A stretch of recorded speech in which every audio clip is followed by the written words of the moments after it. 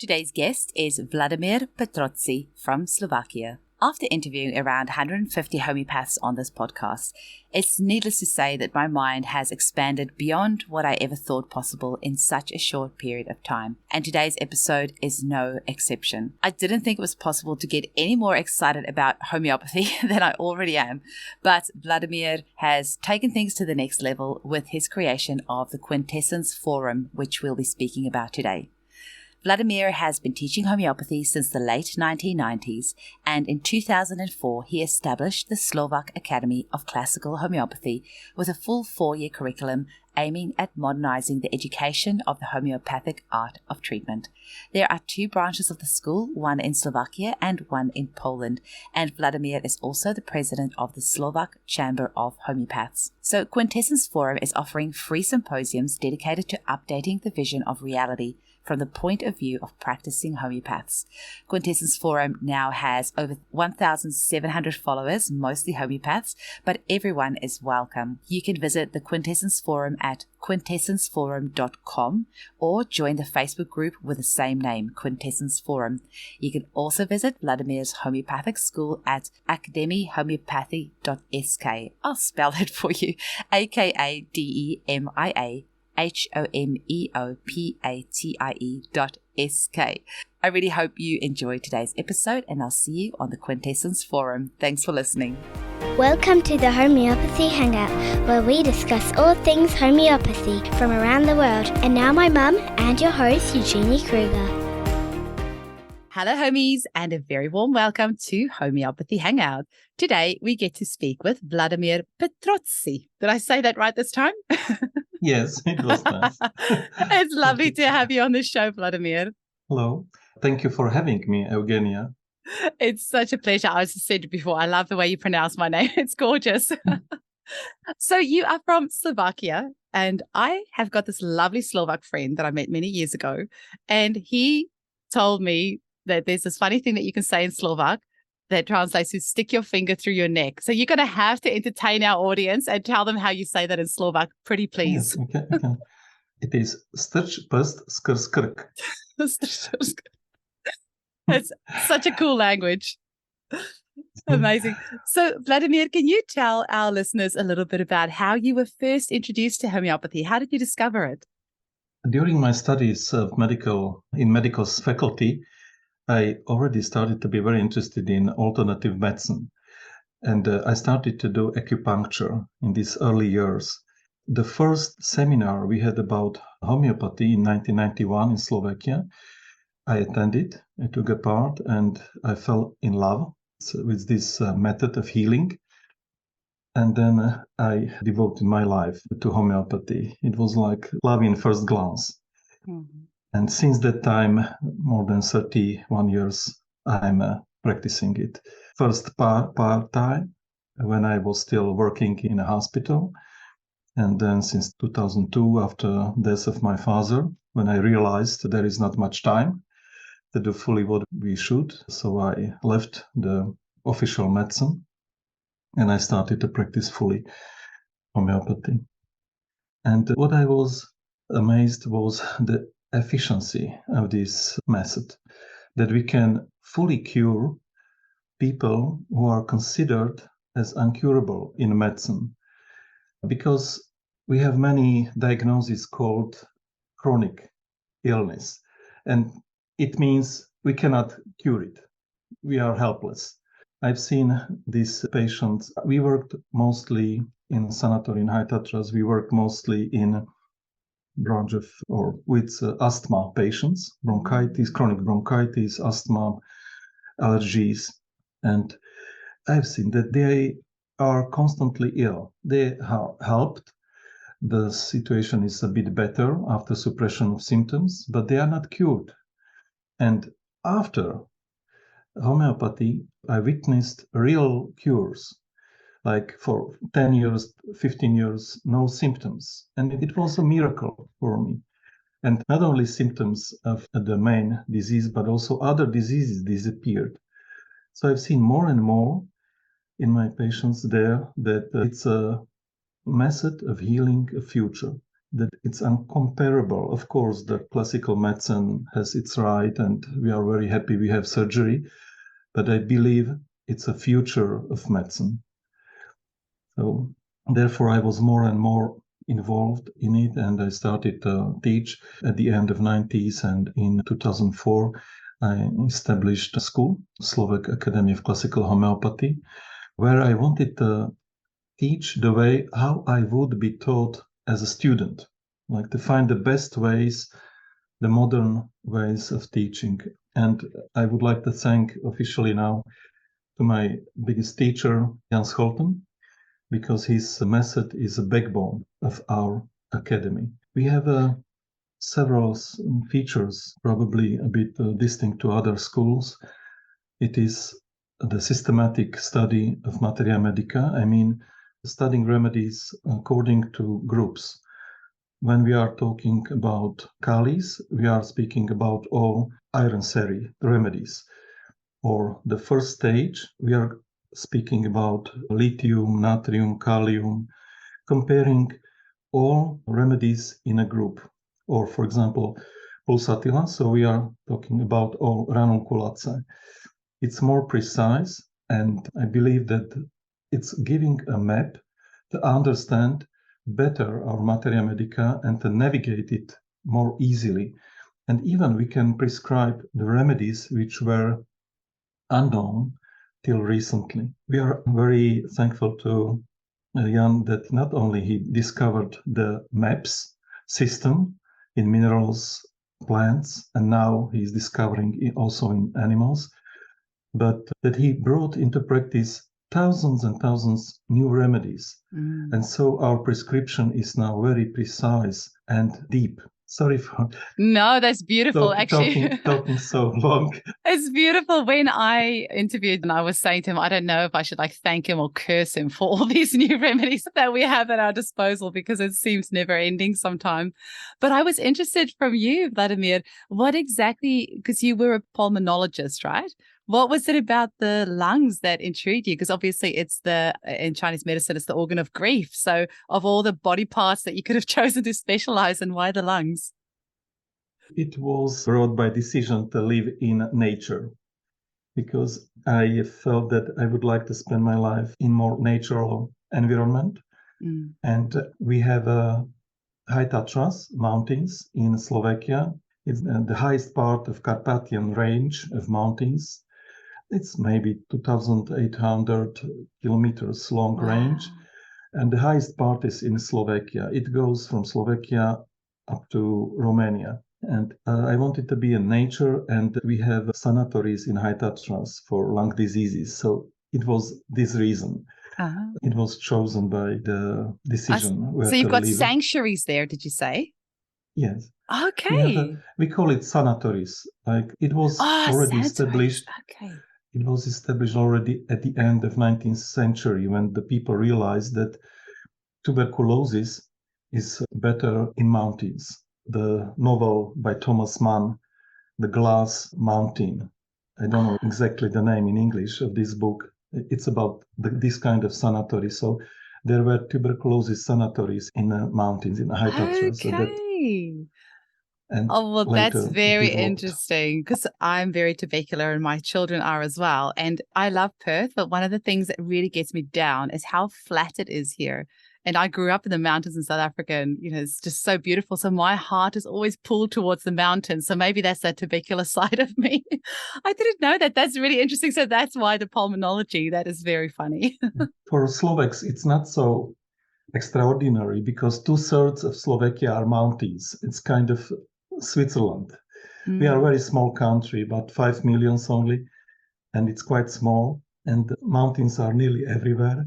And I couldn't understand well. Deborah Collins once came here, and she wasn't interested very much in historical sites, but she was attracted by these high Tatras. So we spent all the time there.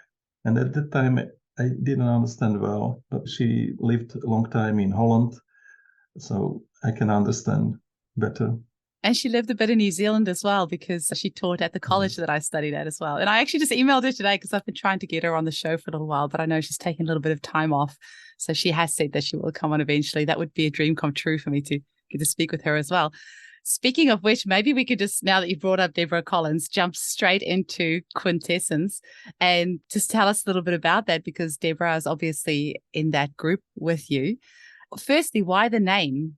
And then secondly, what is it? The Quintessence Forum is a project. We call it movement. And Deborah was the first friend I invited to join me into committee, or we call it core group. And the quintessence is very important in alchemy. It's the fifth essence. And I believe that homeopathy is very deeply connected, has a root in alchemy. It's continuation of the alchemy.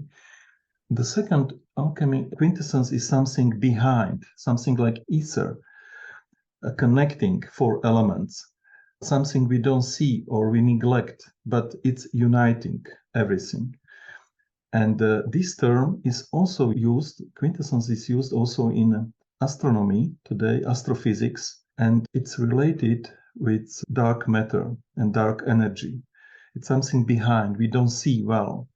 And this notion, there is something behind, we don't perceive, is very common now, is becoming very new idea that is pervasive in science and also in theory, in New Age, in esoterics. We are turning this point to this worldview that there is something more, not only material world. And it is also the main preposition we have in Quintessence Forum, that the essence of the world is consciousness.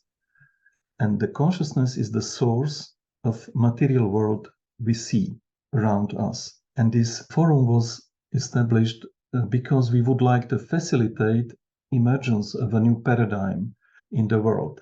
It wasn't meant to be only for homeopaths. It was meant to be general, like showing all phenomena not belonging to the old paradigm, old materialistic paradigm. I mean, speak about things like psychedelics and psychotronic phenomena, like reading the mind in distance, or telekinesis, or inedia, breatharianism, levitation, or to be at the same time in two locations, like bilocation, or stigmata, out-of-body experiences, near-death experiences, astral projection. There are many things in the... And homeopathy, of course. And aliens. And aliens, of course, aliens. Yeah, they belong here. I love the idea that aliens, UFO, are in fact spirits of medieval time. There is quite a good reason for thinking this, that they are not really from universe, but they are just transformed, reshaped spirits and nymphs and gnomes and elves, the small people. So we would like to help evolve and help people to understand that this materialistic paradigm should be updated. We should see the world differently, and this way, first to save the world, because with the old way of thinking, where the egoism and power are important values, and money, we cannot save this planet. And the second, we could help also to homeopathy to be accepted, because homeopathy will be never accepted. I was a lot involved in discussions with officials, with skeptics, with scientists, and I've seen that there is a problem of paradigm, that they cannot accept it. Even I was showing them proofs, like articles. We have more than 4,000 studies, scientific studies, in proving the effectiveness of homeopathy. Still, they are not willing to see it at all. I was showing them and they closed the eyes, like in Bertolt Brecht play, where he shows, look here, these moons are there, and they didn't want to look at the telescope. Galileo was inviting these other people. And I've seen it that without the change of paradigm of the worldview, we will be never accepted. Therefore, we are going a bit from other side. From an angle. From the other angle. Yeah. But I think it's only way. And I believe in future of homeopathy and alternative medicine. We see all signs we are going that direction. Even there are up and downs, but finally it has to be accepted fully. And I'm looking forward for these times. Same here. What do you think has facilitated this conversation? Why do you think this conversation is able to be had now? And I mean, or has this conversation been going on for quite a while and I just haven't been part of it? Or has things been ramping up? You've been in the homeopathic world for 3 decades. Do you think it's now more important than ever, or do you feel it has been brewing for a while? We are under pressure of the crisis, of the global crisis, and it's not only one crisis. We have 6 extinction of species. We have a nuclear war over our heads. There is global warming, acidification of oceans, and plastic matters in everywhere. So we created a lot of problems, and we cannot solve them. And I believe that people first they are starting to understand we are in that end. We cannot go this way farther. And on the other side, there is a hope. The idealism, that the idea that consciousness is ontologically primordial, brings the hope that we can change things, that it's not necessary to be like that we can find alternatives in this world. So I think that it's from both sides. There is a danger, but also the hope behind. What on earth does ontological primordial mean? Ontological means we cannot explain it further. Okay. It's like axioma. We cannot explain why. We cannot explain more. It's like explaining the God. In fact, or the universe or something like that. Yes, there is a universal consciousness, and we cannot tell much about it. So we say it's so, and it's difficult to go deeper. We cannot discover it better. Of course, there are some tools like Kabbalah or some other esoteric traditions. They can say about it something from the experience of mystics, also in other religions. By the way, we have a tweak, a small part in Quintessence, and we started the School of Kabbalah with Andreas Björndal. Wow. So if somebody is interested, people can contact me. And this is the Kabbalah for homeopaths. So also the Quintessence, we had long discussions how to focus Quintessence Forum. If to be only general, or to have a vision from the point of view of homeopaths. And finally, we stayed with the second option. So also Quintessence Forum has traits because we are homeopaths. We have nearly 1,700 followers now, and nearly all of them, 99%, are homeopaths. It's not necessary to stay like this. Everybody is welcomed, also laymen and non-homeopaths. We are open to everybody. But it happened that the core group were homeopaths, so it went this way. And also this School of Kabbalah has traits of homeopathy, and it's aimed for homeopaths. Amazing. You would like to understand better the world, the reality. And I know you've got a Facebook group. I saw that today, but is this a membership that you can sign up through on your website? I've had a look through your website as well. But so can anybody sign up? Do you need to apply? Like, how does that work? It was a bit esoteric, internal circle until now. So the people would feel safe. We started it like that, but now we are on the verge to decide to open it fully. Until now, we had 10 symposiums in Quintessence Forum. It means we have a meeting for 2.5 hours, and people are talking. It's a discussion or a speech, giving their own experience on topics that are borderline, we can say, on the boundaries of accepted knowledge. And we feel that we should open now. So I will put on our website a way how to apply, how to register. You know, until now we realized that homeopathy had problem probably also because in a tradition of alchemists, we were internally directed, like inwardly. We had closed groups and we didn't show much what we are doing to public. And since 2005, there is a movement against us, very intense. Probably Big Pharma is behind, and they were actively advertising that homeopathy is nonsense. So I think it's time really to open and to speak freely. And also these ideas we have in Quintessence were like, they could be misused. We felt that if we will speak openly with people, and many homeopaths had these experiences, that if we would speak freely about them, it could be turned against us. But I think we don't have what to lose now. I speak about experiences like during the treatment, that some people, it's enough for them to say the name of the remedy. Or at the moment the remedy is declared, the name is told, at that time they feel better. Some people are very sensitive. I've had that with a client of mine, a Nat Mer client. Yes. I was online. She actually lives close by, but that particular appointment was online, and I said Nat Mer, and she could see her whole body. It was just such a cool experience. Exactly.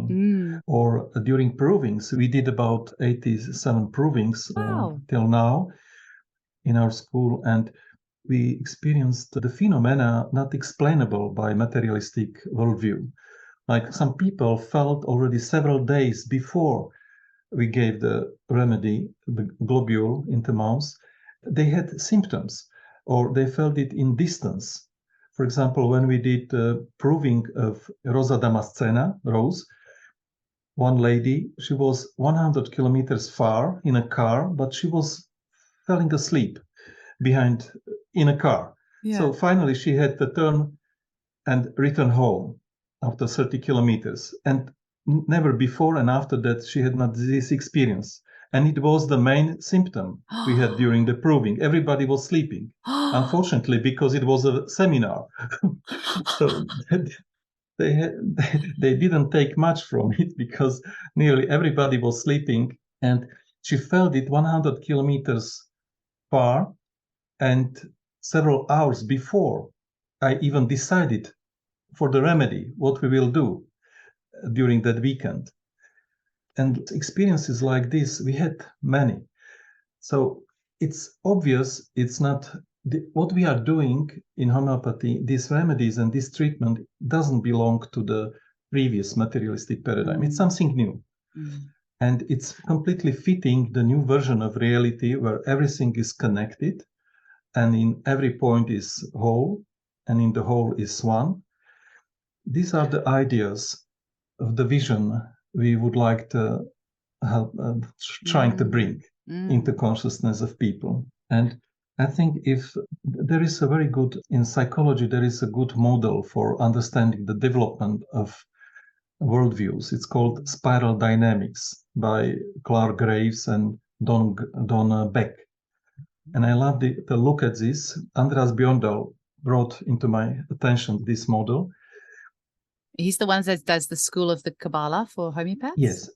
Yes, he's a colleague. I would recommend to interview him. He's I would really love to have him on the show. Please hook me up. A very good homeopath and very good spiritual teacher.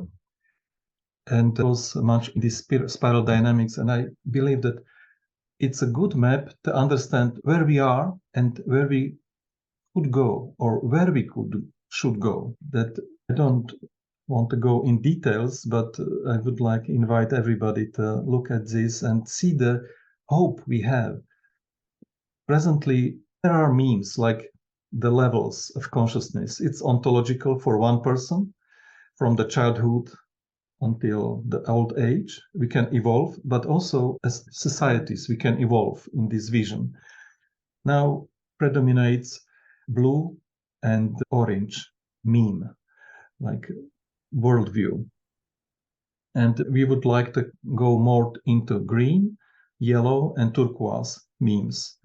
They are emerging now. In green meme are about 10% of people, but yellow and turquoise are together maybe 2% only. And we need to go much in higher I believe that the world will be a much better place if the more people will be in yellow, in green, yellow, and turquoise.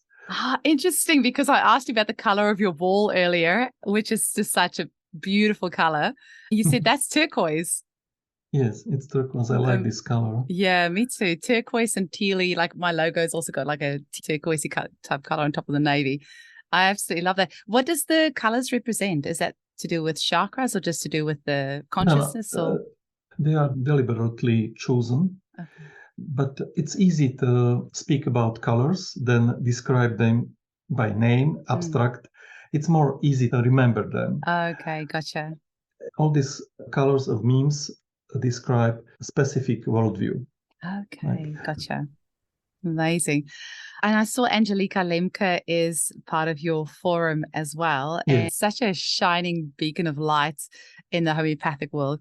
She's been on the podcast twice. And interestingly, it was only recently when I looked back, I realized one of her episodes was episode 111, which I thought was quite an intuitive number. But it was really interesting because she said she was presenting at a seminar once, and then quite a well-known homeopath really knocked her down afterwards for the way that she's teaching these parents to intuitively prescribe for their children. And I guess is that what you're talking about, kind of keeping that core group kind of just a little bit closed off to start the initial conversation? Because there is attack even in the homeopathic world for these emerging thoughts, not even to speak about when you go out there and, really voice your concerns. But I also feel it's time for us to speak up. I am so sick and tired of the fact that homeopaths across the world, except for obviously places like India or Brazil, we're not actually allowed to say that we can cure people. We're not even allowed to use the word cure. We have to use these little euphemisms to say, oh, yeah, we can help the condition, but we're not treating the condition, we're treating the person. Like you mentioned about chronic disease. I had the most incredible testimonial today. I just quickly have to pull up my phone. I won't use any names because I haven't asked her permission yet, but I know she won't mind. But she just said her daughter was in hospital. She had almost passed because of this heart condition. And I put her in touch with a homeopath who's Dr. Adil, who is a cardiologist, a homeopathic cardiologist.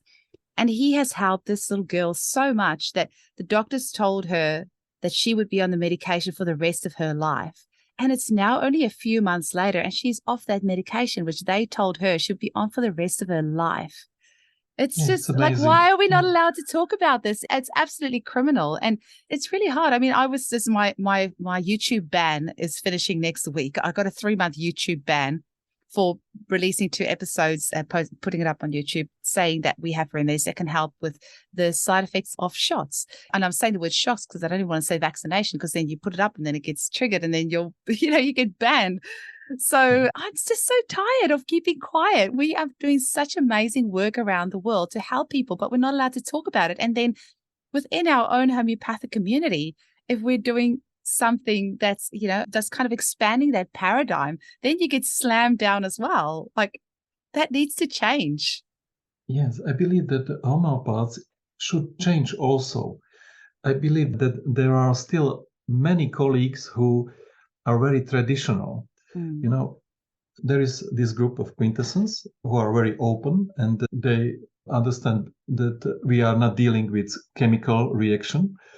These remedies are something else. We don't know yet what it is exactly, but it looks more like there is a field or spirit of the source in it. But there are still many colleagues who are very conservative, and they persist in a very old-fashioned way how to do it. And then they don't believe in, for example, in systems even. I don't see a problem with system because we have system in every science, but there are many still in this idea that all remedies are distinct and they have nothing common in group, that we cannot use the group thinking, group analysis. And so we need to change the mind, or to open mind as homeopaths, and we need to help to change mind also audience, public, because it's something like the Christopher Columbus was coming, and this myth. I think it's a myth. I've heard of that one where they didn't see tell the story, sorry. That the Indians couldn't see the ships because they had not concept of the ship, but I don't believe it fully. No, I don't fully believe it, but I can understand. But I can imagine how that could exist. Like I can imagine that there's all sorts of things probably around us right now that we're not seeing because it's just not in our paradigm. It's not in our consciousness. Yes, we can see only what we know exists. And Donald Hoffman has amazing work behind him. He's a scientist, and he says that what we see, it's not the reality. It's just a transformation of the reality, something like a screen in computer. We don't see the internal parts of the computer or how it's done exactly with bits and electrical charges, but we see the screen of the computer or notebook or smartphone. It's enough for us to do some good job, but it's not reality. The reality is deeper. But if we would see the reality as it is, we would be unable to survive. It would be too complicated. I believe that the reality is something like frequencies, which are interconnection of frequencies. Intertwined. Intertwined, many like pebbles in a lake, that several pebbles, and they are coming together and they create very complicated shapes. It's too difficult to perceive, but our brain can translate this complicated world into doable version of it. That absolutely makes sense because if you think of, there's data out there on how many different stimuli we perceive every single day. Like right now, my dogs are lying by my feet sleeping, sighing, my air con's going, like there's some kookaburras. You're on the screen, as something's popped up on my phone. I can feel the wind on my skin. My nose keeps twitching every now and again. There's I'm aware that my pants are a little bit tight. I need to eat less pies. There's all these external stimuli that you can't register them all at the same time. So your brain kind of does have to prioritize what is necessary for your survival right now. And that is to be able to focus on the screen and talk to you, not all the other things. So it has, and I believe that on a larger scale, definitely, I completely agree with you. All these other impulses and things that our brains are like, nah, I'm not even going there. Otherwise I'm going to freak out, lose the plot. I love the philosopher Bernardo Kastrup. I'm following his teachings and YouTube channel, interviews, and his books. I'm reading his books. I wrote about 11 books until now. And I like the fact that he dared to be idealist in this time of material predominance. He's bringing also the revolution in our vision of the world. I recommend his books and channels, Bernardo Kastrup, and he's gathering the scientists who are in favor of idealism. It is the chain coming from Platon, Plotinus, and Hegel, Fichte. No Kant, not no Kant, but Kant, Immanuel Kant. Well, if you want to talk about idealists, like Hahnemann was the ultimate idealist, I think.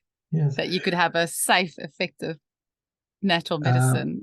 And what I like that we can speak in a rational way with philosophers, with scientists on this topic, that Bernardo is able to explain and argue very rationally in favor of idealism. It's not just that I believe, I want, that I feel it in bones, but we can discuss on the level where the present science is.